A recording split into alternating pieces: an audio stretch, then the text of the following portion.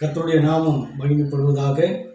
ஆண்டவராகிய இயேசு கிறிஸ்துவின் நாமத்தினாலே இந்த நிகழ்ச்சியை பார்க்கிற யாவருக்கும் ஸ்தோத்திரங்களை சொல்லி உங்களை வாழ்த்துகிறேன். எனக்கு அன்பான தேவனுடைய பிள்ளைகளே, இந்த வாரத்திலேயும் இந்த நிகழ்ச்சியின் மூலம் உங்களை சந்திக்கிறதுல மிக்க மகிழ்ச்சி அடைகிறேன். இந்நாளில் கடந்த வாரத்தில் கேட்ட சத்தியத்தின் இரண்டாவது பகுதியாக ஒரு சில வசனங்களை நாம் தியானிக்க போகிறோம். சங்கீதங்களின் புஸ்தகம் 29வது சங்கீதம் 4வது வசனம், கர்த்தருடைய சத்தம் வல்லமை உள்ளது, கர்த்தருடைய சத்தம் மகத்துவம் உள்ளது என்று பார்த்தோம். அதற்கு விளக்கமாக கடந்த வாரத்தில் அவருடைய சத்தம் கேதுரு மரங்களை முறிக்கிறது என்று சொல்லி உதாரணமாக சாலமோனின் ராஜாவின் வாழ்வை உங்களோடு கூட நான் பகிர்ந்து கொண்டிருந்தேன். இப்பொழுதும் அதே பகுதியில் ஆண்டவருடைய சத்தம் எவ்வளவு மகத்துவம் உள்ளது என்பதை நாம் இன்னும் ஒரு சில வசனங்களை கொண்டு நாம் தியானிக்க போகிறோம்.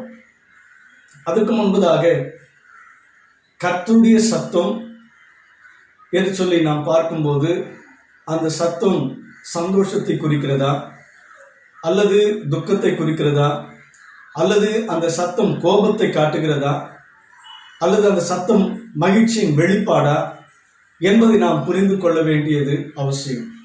இதே பகுதி 29வது சங்கீதத்தில் தண்ணீர்களுக்கு மேல் தொனிக்கிறது, 3வது வசனத்தில் படிக்கிறோம். தண்ணீர்களுக்கு மேல் தொனிக்கிறது, அக்கினி ஜுவாலையை பிளக்கின்ற சத்தம், வனாந்திரத்தை அதிர பண்ணுகின்ற சத்தம், பெண்மான்களை ஈனும்படி செய்கின்ற சத்தம், இப்படி அவருடைய சத்தம் வித்தியாசமான செயல்களை செய்கிறதாக இந்த சங்கீதத்தில் நாம் வாசிக்கிறோம். இதில் ஒன்றை நான் உங்களுக்கு சொல்ல நான் விரும்புகிறேன். வனாந்திரத்தை அதிர பண்ணுகிறது என்று சொன்னால், வனாந்திரம் என்பது ஒரு பாலைவனம். ஒரு பாலைவனம் அதிர்கிறது என்று சொன்னால் அங்கே ஒரு பூமி அதிர்வு நிகழ வேண்டும், அதுதான் அதிர்ச்சி. அப்படியானால் கர்த்தருடைய சத்தம் ஒரு பூமியையே அதிர பண்ணுகிறது என்று சொன்னால் அந்த சத்தத்திற்கு என்ன அர்த்தம் சொன்னால் கோபம். கோபத்தினாலே அந்த சத்தத்தின் வெளிப்பாட்டை அங்கு நாம் பார்க்கிறோம். இப்படி அவருடைய சத்தம் வித்தியாசமான இடங்களில வித்தியாசமாய் செயல்படுகிறதை நாம் பார்க்கிறோம். இன்னொரு இடத்துல அவர் மெல்லிய சத்தம் என்று வாசிக்கிறோம். இது பின்னாடி நாம் படிக்க போகிறோம். இப்படி ஆண்டவருடைய சத்தம் எதுவாயினும் அந்த சத்தத்தை கேட்பதற்கு நாம் தயாராக இருக்கிறோமா? அந்த சத்தத்தை கேட்கிறதுனால் நமக்கு என்ன பலன்? அந்த சத்தம் நம்மோடு கூட எதை வெளிப்படுத்த விரும்புகிறது என்பதையெல்லாம் நாம் சற்று தியானிக்க வேண்டும். எனக்கு அன்புக்குரியவர்களே, இந்த 4 வசனங்கள் சங்கீதம் 29, 3, 7, 8, 9 ஆகிய வசனங்களில் அவருடைய சத்தத்தின் மகத்துவத்தை நாம் அங்கே பார்க்கிறோம். அந்த வசனத்தின் இறுதியில் சொல்றாங்க, மகிமையுள்ள தேவன் முழங்குகிறார். இந்த சத்தம் யாருடையது என்று சொன்னால் மகிமையுள்ள தேவனின் சத்தம். எனக்கு பிரியமானவர்களே, இந்த சத்தத்திற்கு காத்திருக்கிறவர்கள் பாக்கியவான்கள். இந்த சத்தத்தை கேட்கும்படி யாரெல்லாம் காத்திருக்கிறார்களோ அவர்கள் பாக்கியவான்கள். கர்த்தர் தம்முடைய ஜனங்களோடு பேசுகிறார்.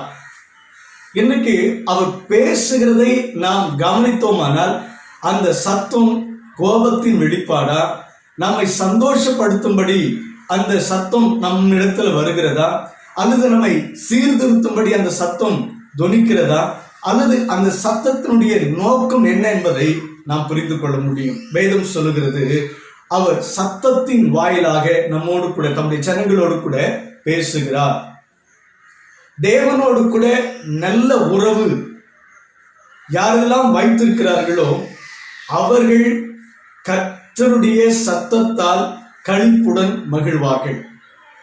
யாரெல்லாம் ஆண்டவரோடு கூட நல்ல ஐக்கியம் வைத்திருக்கிறார்களோ, யாரெல்லாம் தேவனோடு கூட நல்ல உறவு வைத்திருக்கிறார்களோ, யாரெல்லாம் தேவனோடு கூட நல்ல பேசுகிற அல்லது அவர் பேசுகிற சத்தத்தை கேட்கக்கூடிய ஒரு நல்ல உறவில நிலைத்திருக்கிறார்களோ, அவர்கள் அந்த சத்தத்தை கேட்டு சந்தோஷப்படுகிறார்கள்.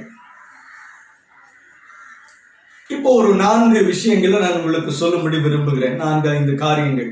முதல் காரியம் பார்த்தீங்கன்னா, அவருடைய சத்தம் பாவிகளுக்கு பயத்தை உண்டு பண்ணுகிற சத்தம். முதலாவது காரியம், அவருடைய சத்தம் பாவிகளுக்கு பயத்தை உண்டு பண்ணுகிறது. உதாரணமாக ஆதியாகமம் 3வது அதிகாரம் 8வது வசனத்துல, ஆதாமும் ஏவாளும் பாவம் செய்த போது கர்த்தருடைய சத்தத்தை கேட்டு பயந்து அவர்கள் ஒளிந்து கொண்டார்கள் என்று சொல்லி அங்க படிக்கிறோம். அப்படியானால் பாவம் செய்து தேவனுக்கு புறம்பான வாழ்வு வாழ்கிறவர்கள் தேவனுடைய சத்தத்தை கேட்பதற்கு பயப்படுவார்கள். எனக்கு அன்புக்குரியவர்களே, நாம் தேவனுக்கு பிரியமாய் இருப்போமானால், தேவனுடைய சத்தத்தை கேட்கிற ஆவலுள்ள மக்களாய் இருப்போமானால், அந்த சத்தம் நம்மை மகிழ்ச்சியாக்கும். இந்த ஆதாம் ஏவாளோடு கூட அதற்கு முன்பதாக, பாவம் செய்யாததற்கு முன்பதாக, சாயங்கால குளிர்ச்சியான வேளையில அவர்களோடு கூட உலாவும்படி உறவாடும்படி அவருடைய சத்தம் அன்றாடம் கேட்கிற ஒரு சத்தம் தான்.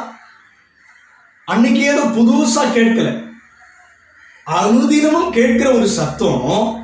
அன்றைக்கெல்லாம் மகிழ்ச்சியை கொடுத்த சத்தம், அன்றைக்கெல்லாம் அந்த சத்தம் சந்தோஷத்தை கொடுத்தது, அவர்களுக்கு ஆனந்த களிப்பை கொடுத்தது.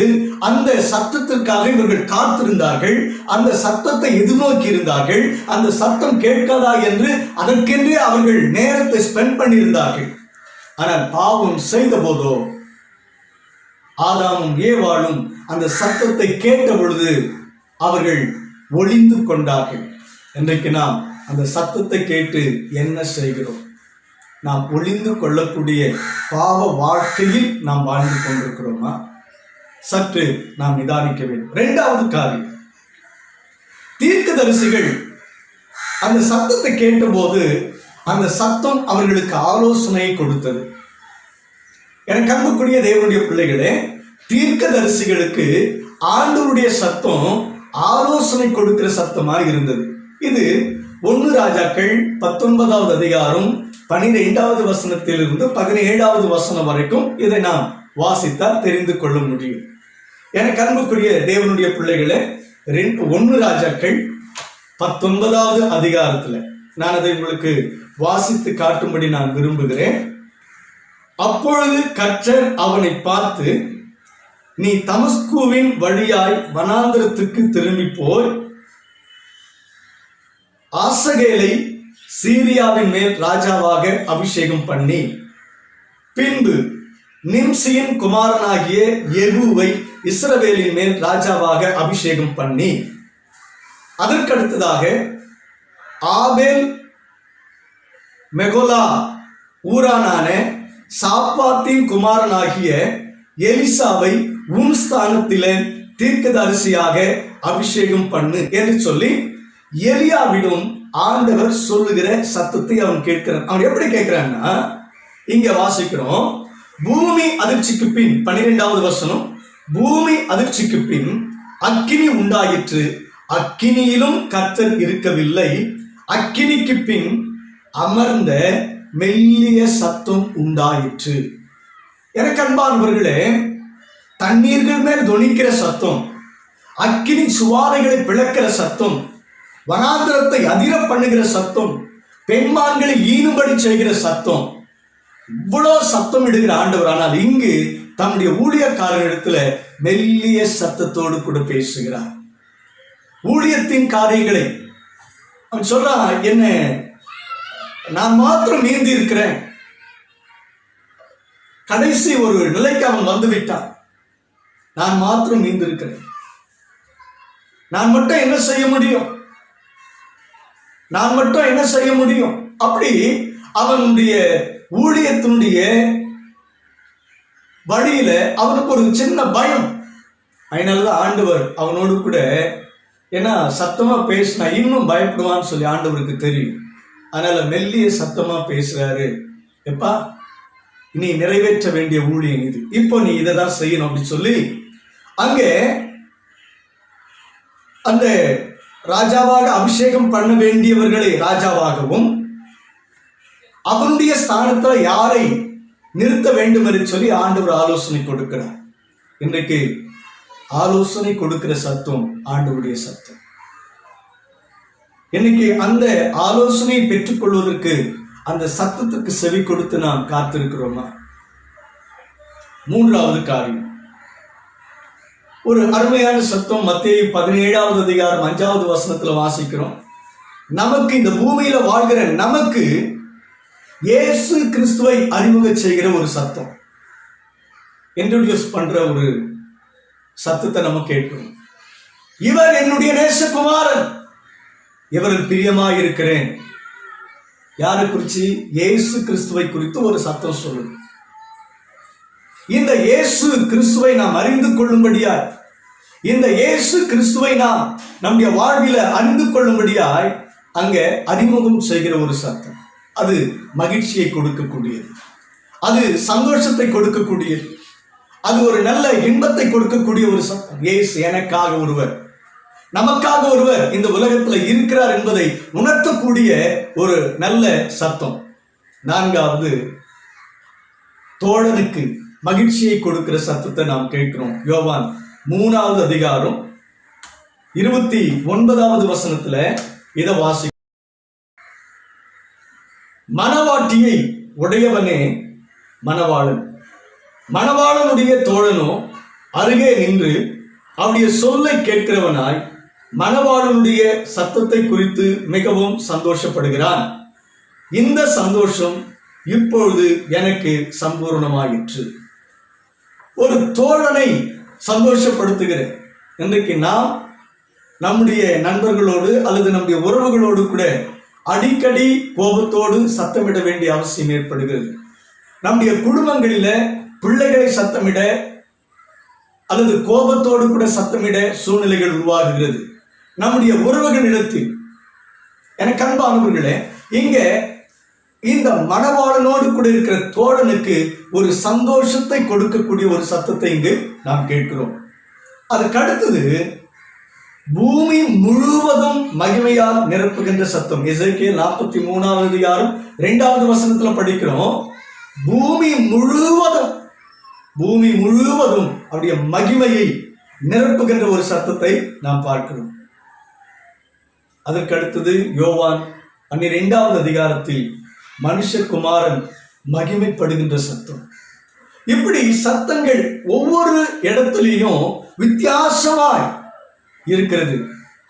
வித்தியாசமாய் இருக்கிற இந்த சத்தத்தை நாம் என்றைக்காவது உணர்ந்து இருக்கிறோமா?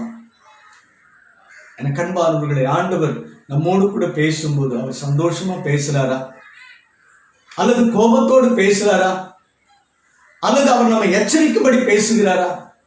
அது ஒரு எச்சரிப்பின் சத்தமா? என்றைக்காவது அதை நிதானித்து உணர்ந்திருக்கிறோமா? நாம் உணர்ந்து கொள்ள வேண்டியது அவசியம். ஏனென்றால் அப்பேற்பட்ட காலங்களில நாம் வாழ்ந்து கொண்டிருக்கிறோம். இப்பொழுது அப்பேற்பட்ட சூழ்நிலைகளில் நாம் வாழ்ந்து கொண்டிருக்கிறோம். யார் எதை சொல்லுகிறார்கள், என்ன மாதிரி சொல்லிக் கொண்டிருக்கிறார்கள் என்பதை நாம் புரிந்து கொள்ள வேண்டும். எனக்கு அன்பானவர்களே, வேதத்துல 100க்கு அதிபதி மத்தேயு சுவிசேஷ புஸ்தகம் 8வது அதிகாரம் 8வது வசனமும் 13வது வசனமும் சொல்லுது.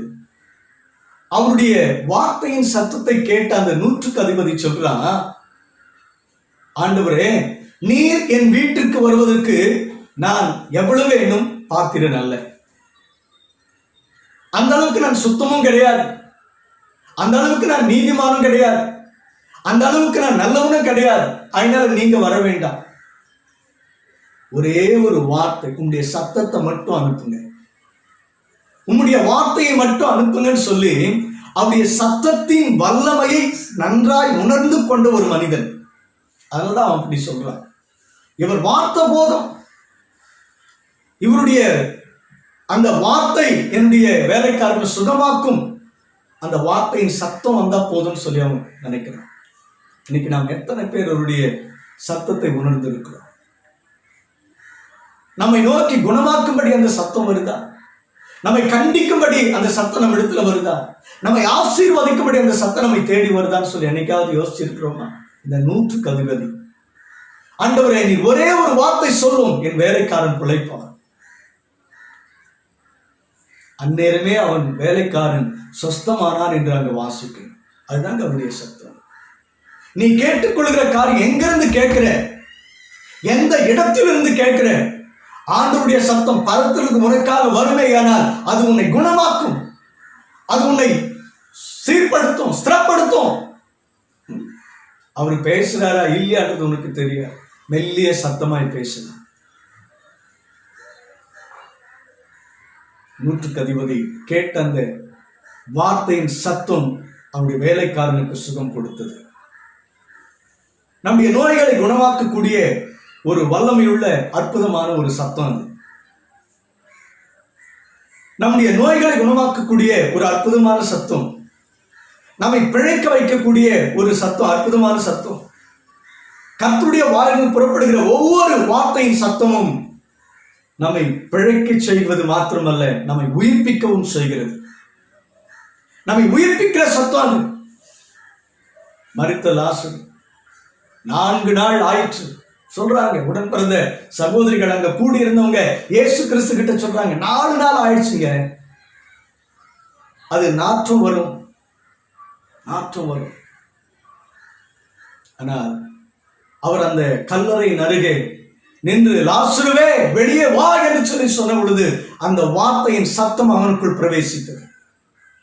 அந்த வார்த்தையின் சத்தம் அவனுடைய சரீரத்தை நார பண்ணி கொண்டிருக்கிற அந்த எலும்புகளையும் நரம்புகளையும் தசைகளையும் எல்லா செயல்பாடுகளை இழக்க செய்திருக்கிற அவனுடைய சரீரத்தில் இருக்கிற உறுப்புகள் எல்லாம் அந்த சத்தத்தின் வாயிலாக உயிர் பெற்று திரும்ப செயல்பட ஆரம்பிக்கிறது. எழுந்து வெளியே வா. நாற்றம் எடுக்கும் என்று சொன்ன அந்த கண்கள் ஆச்சரியமாய் பார்க்கிறது. அவன் எழுந்து வெளியே வருகிறான். அதுதான் ஆண்டவருடைய சத்தம். உன் வாழ்க்கை, நம்முடைய வாழ்க்கையில எதுவெல்லாம் செத்து போச்சு, நீ உயிரோடு எழும்புவதற்கு நோ சான்ஸ் அப்படின்னு நினைக்கிறீங்களா?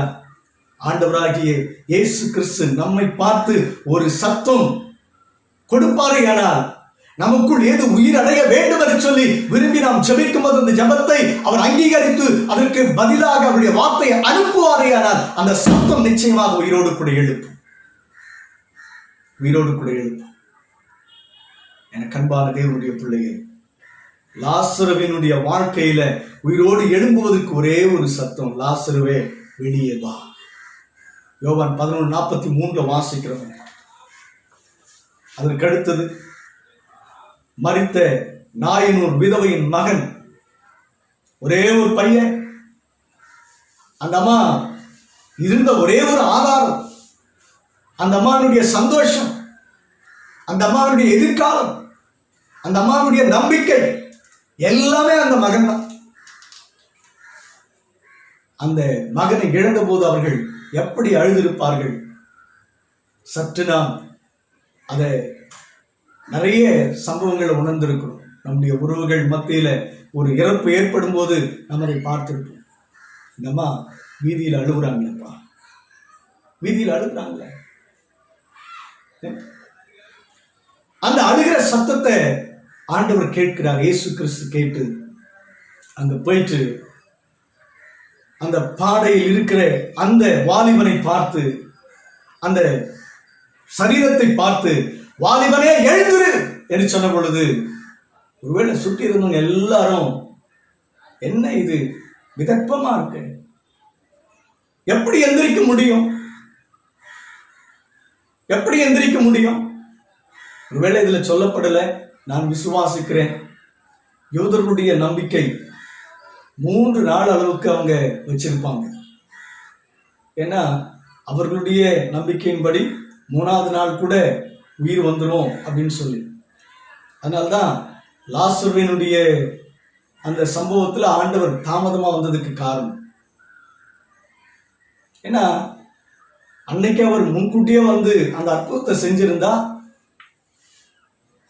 இது இவரா செய்யல, ஆனா நடந்த நிகழ்வுன்னு சொல்லி அன்னைக்கு யூத மத தலைவர்கள் பேச நேர்ந்திருக்கும்.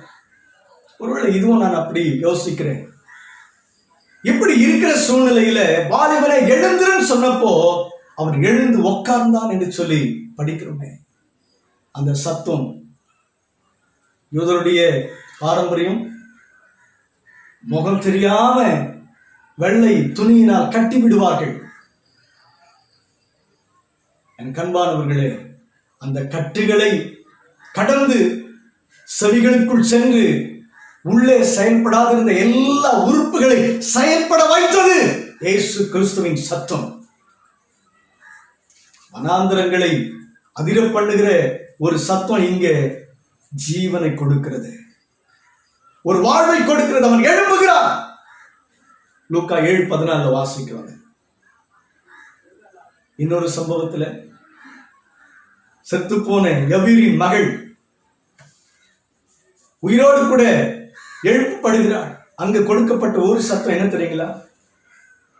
தலித்தாகுமி அப்படி சொல்லி கூப்பிடுறாரு. சிறு பெண்ணே எழுந்துரு. என்ன அற்புதம்! எல்லாம் அங்க அந்த சம்பவத்தை படிச்சுன்னு சொன்னா அங்கே புலம்புகிறவர்களும் நல்ல மேளத்தை அடித்து தம்பட்டம் அடித்து அங்கே களியாட்டம் செய்கிறவர்களுமா இருக்கிற அந்த ஜனங்களின் மத்தியில ஆண்டவர் அந்த சிறு பெண்ணை எழுப்புகிறதை பார்க்கிறோமே. அவள் எழுப்புவதற்கு ஒரே ஒரு சத்தம், சிறு பெண்ணை எழுந்தார். எனக்கு அன்பான தேவனுடைய பிள்ளைகளே, இயேசு கிறிஸ்துவின் சத்தம் அத்தனை பேரையும் உயிர்ப்பித்தது. இன்றைக்கு நம்முடைய வாழ்க்கையில உயிர்ப்பிக்கப்பட வேண்டிய செயல்பாடுகள் எது? என்ன காரியங்கள் மடிந்து போயிருக்கிறது? ஆவிக்குரிய வாழ்வையில ஒரு வளர்ச்சி இல்ல, செத்து போயிருக்கு. ஆவிக்குரிய வாழ்க்கையில ஒரு மறுமலர்ச்சி இல்ல. ஆவிக்குரிய வாழ்க்கையில ஒரு எழுப்புதல் இல்ல. ஆவிக்குரிய வாழ்க்கையில எல்லாமே ஸ்தம்பித்து இருக்கிறது. ஒருவேளை அப்படி நினைக்கிறோமா? ஆண்டவர் அதை உயிர்ப்பிக்க விரும்புகிறார். அவருடைய சத்தத்தை நாம் கேட்போமானால் நிச்சயமாக அவர் நம்மில அந்த ஆவிக்குரிய வாழ்வை உயிர்ப்பிக்க அவரால் முடியும். அது உயிர்ப்பிக்கப்பட வேண்டுமானால் அவருடைய சத்தத்தை நாம் கேட்க வேண்டும். அவருடைய சத்தத்தை நாம் கவனிக்க வேண்டும். அவருடைய சத்தம் எதை சொல்லுகிறது என்று சொல்லி அமர்ந்திருந்து கேட்க வேண்டும். அதான் நான் முன்கூட்டியே சொன்னேன், கர்த்தருடைய சத்தத்துக்கு காத்திருக்கிறவர்கள் பாக்கியவான்கள்.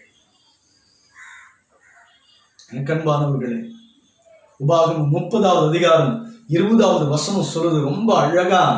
இன்றைக்கு அவருடைய சத்தத்தை கேட்கிறது நமக்கு எப்படி இருக்குதுன்னு சொன்னா, கர்த்தருடைய சத்தத்துக்கு செவி கொடுத்தல், அவரை பற்றி கொள்ளுதல் எப்படி இருக்குன்னா, ஜீவனும் தீர்க்காயுசுமாய் அவரே இருப்பார் என்று சொல்லி சொல்லுகிறது. உபாகம புஸ்தகம் 30வது அதிகாரம் 20வது வசனத்தை நான் உங்களுக்காக வாசிக்கிறேன். கர்த்தர் உன் பிதாக்கள் ஆகிய ஆபிரகாமுக்கும் ஈசாக்குக்கும் யாக்கோபுக்கும் கொடுப்பேன் என்று அவர்களுக்கு ஆணையிட்டு கொடுத்த தேசத்தில குடியிருக்கும்படிக்கு உன் தேவனாகிய கர்த்தரை அன்பு கூர்ந்து அவர் சத்தத்திற்கு செவி கொடுத்து அவரை பற்றி கொள்வாயாக. அவரே உனக்கு ஜீவனும் தீர்க்க ஆயுசுமானவர். யாருடைய சத்தத்தை கேட்கணும்? நமக்கு வாழ்வாக இருக்கிறவர், நமக்கு தீர்க்க ஆயுசாக இருக்கிற ஆண்டவர். அவருடைய சத்தத்திற்கு நாம் செவி கொடுத்து அவரை பற்றி நடக்கிறவர்களாக, அவரை பின்பற்றி நடக்கிறவர்களாக இருக்க வேண்டும். அதுதான் ஆசீர்வாதம். அதுக்குதான் அவருடைய சத்தத்தை கேட்கணும்னு சொல்றது. அவருடைய சத்தத்தை கேட்டனா அவர் தான் நமக்கு ஜீவன், அவர் தான் நமக்கு வாழ்வு, அவர் தான் நமக்கு தீர்க்காயுசு. சாமுவேல் தீர்க்கதரிசி கேட்கிறாரு, கர்த்தருடைய சத்தத்திற்கு கீழ்ப்படுகிறதை பார்க்கிலும் சர்வாங்க தகனங்களும் பலிகளும் கர்த்தருக்கு பிரியமாய் இருக்குமோ?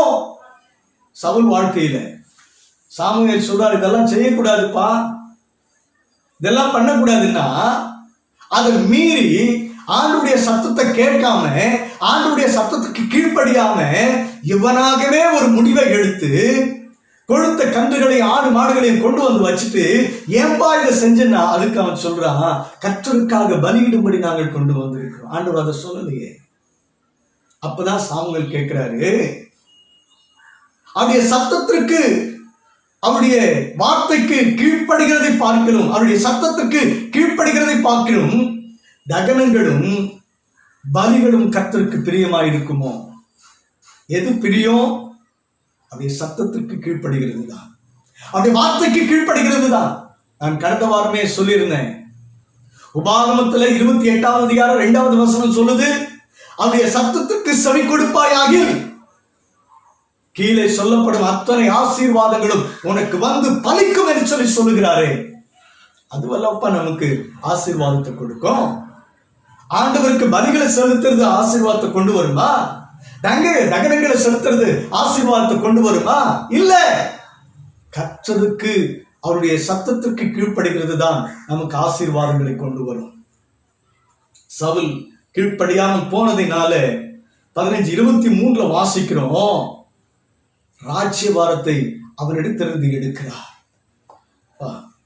ஆண்டவருடைய வார்த்தைக்கு நாம் கீழ்ப்படியாமல் போவோமானால் நம்மிடத்தில் ஆண்டவர் கொடுத்திருக்கிற ஆசீர்வாதங்கள் அவராலேயே எடுக்கப்படும். அதை நம்ம நல்லா புரிஞ்சுக்கணும். எனக்கு அன்புக்குரிய தேவனுடைய பிள்ளைகளே, அவர் என்ன சொல்லுகிறாரோ அதை நாம் சரியாய் கேட்போமானால், அந்த சத்தத்துக்கு செவி கொடுப்போமானால் நிச்சயமாக ஆசீர்வாதம் நமக்கு. வெளிப்படுத்தல் 3:20 என்ன சொல்லுது? ஒருவன் என் சத்தத்தை கேட்டு கதவை திறந்தால் நான் அவனோடு கூட பிரவேசிப்பேன், அவன் என்னோடு கூட போஜனம் பண்ணுவான். ஒரு நல்ல ஒரு ஐக்கியம், குடும்ப உறவு, ஒரு நல்ல மேன்மை. இந்த மேன்மையும் இந்த ஐக்கியமும் இந்த சிநேகிதமும் நமக்கு இருக்க வேண்டுமானால் ஆண்டவருடைய சத்தத்தை நாம் கவனமாய் கேட்க வேண்டும். எனக்கு அன்புக்குரியவர்களே, அது மாத்திரமல்ல, இயேசு கிறிஸ்துவின் வருகையின் போது இயேசு கிறிஸ்துவுக்குள் மரித்தவர்களையும் அவருடைய சத்தம் உயிர்ப்பிக்கும் என்று சொல்லி வேதம் சொல்லுகிறது. அவருடைய சத்தம் மரித்தவர்களை உயிர்ப்பிக்க போகிறது. அதுக்கு ஆதாரமாக தான் முன்னாடியே சொன்னேன். லாசரு, நாயினூர் விதவையின் மகன், யவீரனுடைய மகள், இப்படி சொல்லியிருக்கிற மரித்தவர்களை உயிர்ப்பிக்கிற சத்தம் இயேசு கிறிஸ்துவின் சத்தம். எசேக்கியேல் வாசிக்கிறோம், உலர்ந்த எலும்புகள் உயிர்ப்பிக்கப்படும் காலம் வருகிறது. உலர்ந்த எலும்புகள் கர்த்தருடைய சத்தத்தை கேட்டு உயிர்ப்பிக்கும்படியான காலம் வரப்போகிறது. பிரேத குழிகளில் உள்ளவர்களும் அவருடைய சத்தத்தை கேட்கும் காலம் வரும் என்று சொல்லி சொல்லுகிறது. எனக்கு அன்பானவர்களே, இன்னைக்கு நம்முடைய வாழ்வில் உலர்ந்து போயிருக்கிற நிலைமைக்கு தள்ளப்பட்டிருக்கிறோம். பொருளாதாரம் அல்லது நம்முடைய வருமானங்கள், நம்முடைய ஆவிக்குரிய வாழ்வு, விசுவாச வாழ்க்கை, குடும்ப உறவுகளில் ஒரு உலர்ந்த, காய்ந்து போன, தீந்து போன ஒரு நிலைக்கு தள்ளப்பட்டிருக்கிறோமா? வெறுமையாய் காட்சி அளிக்கிறோமா? காரணம் என்ன தெரியுங்களா? நாம் ஆண்டவருடைய சத்தத்தை இன்னும் கேட்கல. ஆதாம் ஏவாள் அவருடைய சத்தத்தை கேட்டு அதன்படி வாழ்கிற காலம் எல்லாம் சந்தோஷம், ஏதோ குறிச்ச கவலை இல்லை அவங்க வாழ்க்கையில். ஆனால் அவருடைய சத்தத்தை அவர்கள் மறந்து வேறு சத்தத்திற்கு செவி கொடுத்ததினாலே நடந்த காரியம் என்ன? தன் வாழ்க்கையை இழந்தார்கள், சந்தோஷத்தை இழந்தார்கள், சமாதானத்தை இழந்தார்கள், நிம்மதியை இழந்தார்கள், இடத்தை இழந்தார்கள், தனக்கு பாதுகாப்பான அந்த இடத்தை இழந்தார்கள், எல்லாவற்றையும் இழந்துட்டாங்க. அவர்கள் ஒழிய ஆரம்பித்தார்கள். இன்னைக்கு அப்படி ஒழிகின்ற நிலைமைக்கு நாம் தள்ளப்பட்டிருக்கிறோமா? இந்த வார்த்தைகளை கேட்டுக் கொண்டிருக்கிறேன் அன்பு சகோதரனை, சகோதரி. சாமுவேல் அந்த தேவாலயத்தில் இருக்கும்போது கர்த்தாவே சொல்லும் அடியேன் கேட்கிறேன் என்று சொல்லி அந்த சத்தத்திற்கு முழுவதும் தன்னை அர்ப்பணம் செய்தானே. அப்படி செய்ய நாம் ஆயத்தமா இருக்கிறோமா? அப்படி செய்ய நாம் ஆர்வம் உள்ளவர்களா இருக்கிறோமா? அவருடைய சத்தம் உன் வாழ்க்கையில வனாந்திரமா இருக்குமே ஏனா, உன் வாழ்க்கை அக்கினியா இருக்குமே ஏனா, உன் வாழ்க்கை முற்றிலும் மோசமானதா இருக்குமே ஏனால் அவருடைய சத்தம் அதை மாற்றும். அவருடைய சத்தத்தை நீ கேட்கும் போது உன்னில உனக்கு ஒரு பெரிய மாற்றத்தை கொண்டு வரும். அந்த சத்தத்திற்கு செவி கொடுக்க ஆயத்தமா இருக்கிறியா? கர்த்தருடைய சத்தம் உன் வாழ்வை மாற்றும். கர்த்தருடைய சத்தம் உன் வாழ்க்கையில் சந்தோஷத்தை கொண்டு வரும். கர்த்தருடைய சத்தம் நம் வாழ்க்கையில் ஒரு பெரிய ஆனந்த களிப்பை கொண்டு வரும். கர்த்தருடைய சத்தம் நம்முடைய வாழ்க்கையில ஆசீர்வாதங்களை கொண்டு வரும். இந்த சத்தத்துக்கு செவி கொடுக்க வேண்டும். சாமுவேல் சொன்ன வார்த்தையின்படி ஆண்டவரை சொல்லும் அடியை கேட்கிறேன். ஒப்பு கொடுக்கலாமா? நாம் ஜெபிப்போம். அன்பின் பரலோக பிதாவே, இந்த நல்ல வேளைக்காக நாங்கள் உம்மை துதிக்கிறோம். இந்த வாரத்தின் முதலாவது நாளில் உம்மை துதிக்கும்படி, உம்முடைய சத்தத்தை கேட்கும்படி ஆண்டவரே எங்களுக்கு உதவி செய்தபடி நான் உமக்கு நன்றி செலுத்துகிறேன் ராஜா. ஆம் ஆண்டவரே, உம்முடைய சத்தம் வனாந்தரத்தை பிளக்கிற சத்தம், பெண்மான்களை ஈடுபடி செய்கிற சத்தம், அக்கினி சுவாலைகளை பிளக்கிற சத்தம், காதேஸ் வனாந்தரத்தை அதிர பண்ணுகிற சத்தம் என் வாழ்க்கையை ஏன் மாற்றாது? எங்கள் வாழ்க்கையை ஏன் மாற்றாது? வெறுமையா, குறைவு உள்ளவர்களா, ஆண்டவர் அவ்விசுவாசம் உள்ளவர்களா, ஆண்டவரே ஒரு தோய்ந்து போன, நொந்து போன, நொடிந்து போன நிலைமையில் இருக்கிற எங்களை உடைய சத்தம் மாற்றும் என்று நாங்கள் விசுவாசிக்கிறோம். நீரே வாழ்வும், நீரே தீர்க்க ஆயுசுமா எங்களுக்கு இருக்கிறீர்களாச்சா. உடைய சத்தத்தை கேட்க எங்களை ஒப்புக் கொடுக்கிறோம். சொல்லும் அடியே கேட்கிறேன் என்று சாமுவேல் ஒப்புக் கொடுத்தது போல நாங்கள் ஒப்புக் கொடுக்க விரும்புகிறோம் ராஜா. உடைய சத்தத்தை துணிக்க பண்ண எங்கள் வாழ்வில் சந்தோஷத்தை பெற்றுக்கொள்ள, இழந்த நிம்மதியை பெற்றுக்கொள்ள, இழந்த ஆசீர்வாதங்களை பெற்றுக்கொள்ள, இழந்த ஆண்டவரே விசுவாச வாழ்வை பெற்றுக்கொள்வதற்கு உடைய சத்தம் எங்களை நோக்கி வரட்டும் ஆண்டவரே. இந்நாளில நாயின் ஒரு விதவை போல ஒரே நம்பிக்கை என்ற அந்த பிள்ளை இழந்த சூழ்நிலைக்கு தள்ளப்பட்டது போல இந்த சத்தத்தை கேட்கிற ஆண்டவரே வாலிபனோ, வாலிப சகோதரியோ, தாய்மார்களோ, தகப்பன்மார்களோ அப்படி ஆண்டவரே நொடிந்து போய் நம்பிக்கை இழந்தவர்களா இருப்பார்களே, ஆனால் அவர்கள் வாழ்வில நம்பிக்கை ஊட்டும்படியான உம்முடைய சத்தத்தை அவர்களுக்கு நேராய் அனுப்புவீராக. எவீரின் மக்கள் சின்ன பிள்ளைகள் அதை இழந்து அந்த தகப்பன் துடிக்கிற அந்த துடிப்பை போல தன் வாழ்க்கையில் இருந்த ஒரே சந்தோஷத்தை நான் இழந்திருக்கிறேன் என்று எந்த குடும்பங்கள் ஆண்டவர் தவித்துக் கொண்டிருக்கிறதோ, எந்த ஆண்டவர் தாய் தகப்பன்மார்கள் தவித்துக் கொண்டிருக்கிறார்களோ, எந்த வாலிபன், எந்த வாலிப சகோதரி தவித்துக் கொண்டிருக்கிறார்களோ, அவர்கள் வாழ்க்கையில ஒரு புத்துணர்வு ஏற்படும்படியா உங்களுடைய வல்லமையுள்ள சத்தத்தை அனுப்பும்படி நான் சுபிக்கிறேன் ஆண்டவரே. உங்களுடைய சத்தம் வரும்போது எங்கள் வாழ்வை அந்த சத்தத்திற்கென்று அர்ப்பணிக்க உதவி செய்யுங்க. எப்படி இந்த மெல்லிய சத்தம் எலியா தீர்க்கதரிசி ஆண்டவரை கடைசி இறுதி ஊழியத்திற்கு ஆயத்தப்பட வைத்ததோ, அப்படி எங்களையும் ஆண்டவரே அநேக ஆசீர்வாதங்களுக்கு எங்களை ஆயத்தப்படுத்தும்படியா இந்த சத்தத்தை ஆண்டவர் எங்களுக்கு நேராக அனுப்புகிறாச்சு. நாங்கள் இந்த சத்தத்திற்காக காத்து இந்த நிகழ்வை பார்த்து கொண்டிருக்கிற, இந்த நிகழ்ச்சியின் மூலம் உங்களுடைய வார்த்தைகளை கேட்டுக் கொண்டிருக்கிற ஒவ்வொருவருடைய உள்ளத்திலும் இல்லத்திலும் ஒரு பெருத்த சமாதானம் உண்டாகட்டும். சமாதானத்தை உண்டு பண்ணுகிற, சந்தோஷத்தை உண்டு பண்ணுகிற, ஒரு புத்துணர்வை கொடுக்கக்கூடிய, வாழ்வை கொடுக்கக்கூடிய, அந்த வளர்ச்சியை கொடுக்கக்கூடிய, பெருக்கத்தை கொடுக்கக்கூடிய, ஆசீர்வாதத்தை கொடுக்கக்கூடிய உம்முடைய சத்தத்தை அந்த குடும்பங்களில அவர்களுடைய உள்ளங்களில் அனுப்பும்படி நான் செபிக்கிறேன். ஆசீர்வதிங்க, ஆசீர்வதிங்க. எல்லாவற்றையும் கரங்களில் ஒப்புக் கொடுக்கிறோம் ஆண்டவரே. நாங்கள் இது போல் இன்னும் எத்தனை நாளைக்கு இப்படி இருக்கும் ஆண்டவரே? சீக்கிரத்தில் இந்த திருச்சபைகள் திறந்து சந்தோஷமாய் நாங்கள் ஆராதிக்க, உம்முடைய பாதத்தில் அமர்ந்து உம்முடைய சத்தங்களை கேட்க ஆண்டவரே வழிவாசல்களை துறக்கும்படி நாங்கள் செபிக்கிறோம். கர்த்தர் ஆண்டவரே உம்முடைய சத்தத்தை அனுப்புங்க இந்த பூமிக்கு. அந்த சத்தம் மக்களை அலகழிக்கிற, பயமுறுத்தி கொண்டிருக்கிற இந்த கொள்ளை நோயிலிருந்து விடுவிக்கக்கூடிய ஒரு வல்லமையான சத்தமாக இருக்க நாங்கள் செபிக்கிறோம்.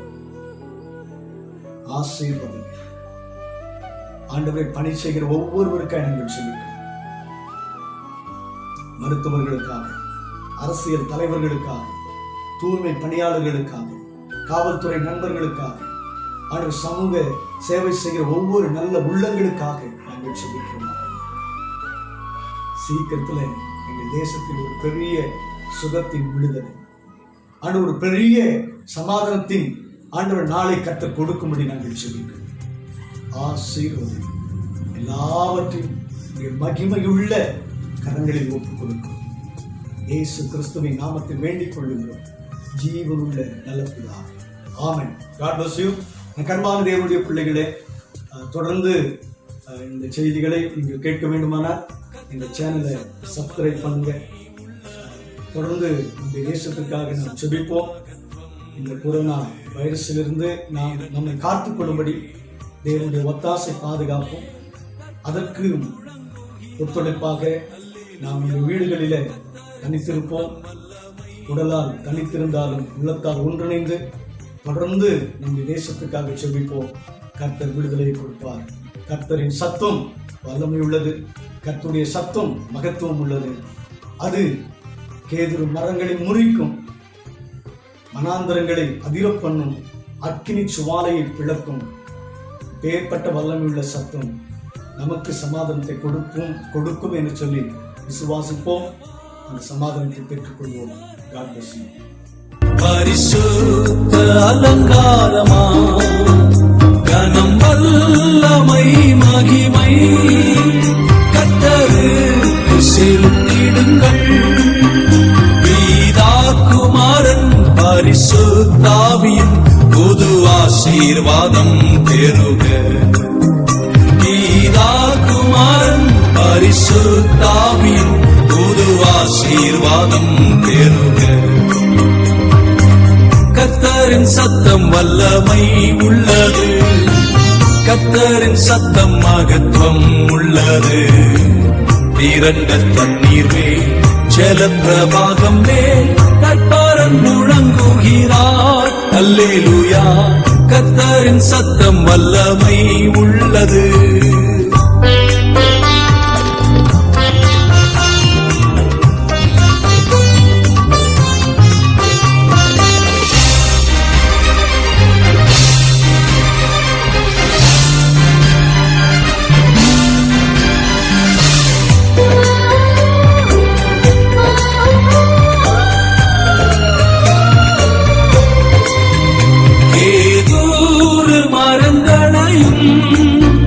லிபனோனின் மரங்களையும் கர்த்தரின் வலிய சத்தம் கோரமாக முறிக்கின்றது. சேனை அதிபன் நமது முன்னிலே ஜெய வீரனாக செல்கிறார். சேனை அதிபன் நமது முன்னிலே ஜெய வீரனாக செல்கிறார்.